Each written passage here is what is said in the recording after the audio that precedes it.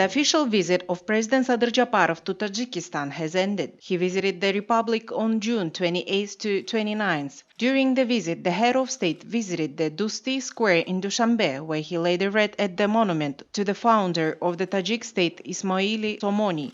He held talks with the president of Tajikistan, Emomali Rahmon, where they discussed in detail a wide range of issues of Kyrgyz-Tajik cooperation. During the private meeting, in an expanded format, the parties exchanged views on further strengthening the political dialogue and also paid special attention to the delimitation of the Kyrgyz-Tajik state border. The two leaders also discussed topical issues on the bilateral agenda, cooperation in ensuring security in border areas and cooperation in the fight against external threats. During the meeting, the heads of states touched upon issues of cooperation within the framework of regional associations, such as the Commonwealth of Independent States, the Collective Security Treaty Organization, and the Shanghai Cooperation Organization, as well as cooperation within the framework of global institutions and international organizations. Following the talks, the heads of state adopted a joint statement. In addition, members of the official delegations of the two countries signed a number of documents aimed at increasing Kyrgyz-Tajik cooperation in various fields.